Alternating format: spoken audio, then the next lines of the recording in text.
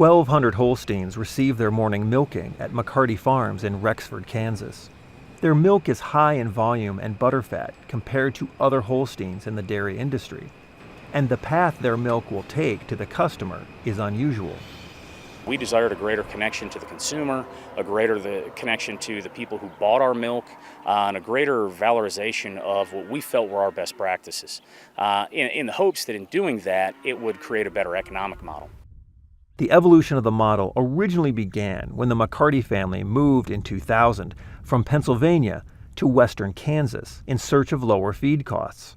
Yet a decade of low dairy prices kept profits at the family business thin. The pursuit of a different business model led the McCartys to Dannon, the largest yogurt maker in the United States. The McCartys were looking to stabilize a volatile bottom line. Dannon was seeking price stability for its products and had specific needs for its raw milk. We envision a food system that is a little different than it is today, in the sense that we want to be working with Mother Nature and with the dairy farmers to change how food is made, because that's what shoppers are increasingly looking for. Changing consumer preferences are driving food producers to design supply chains that allow traceability of their products right down to the farm. Several companies, Dannon among them, have found consumers that are interested in traceability are willing to pay a premium for the privilege.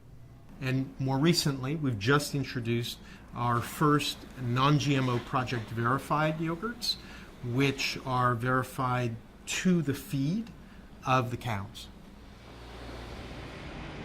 80% of the dairy's forage is purchased from the region.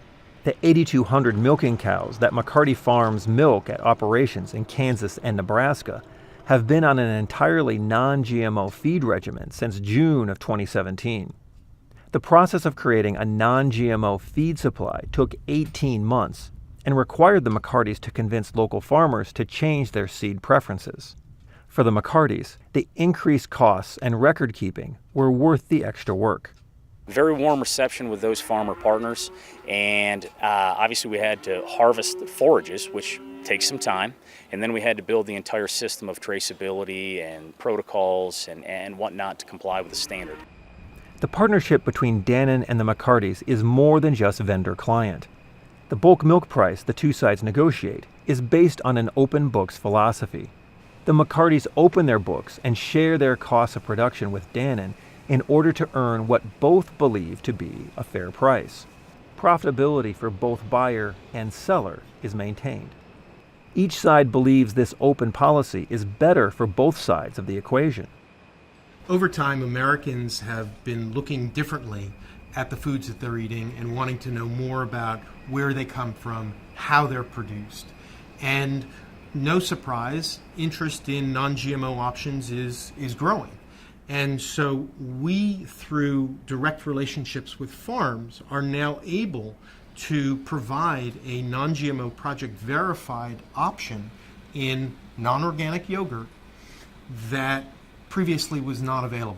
And the only reason we're able to do that is because of the direct relationships we have with dairy farmers and the ability to work with them over a longer term period so that they can plan accordingly for their feed inputs to ensure that they too are non-GMO Project verified.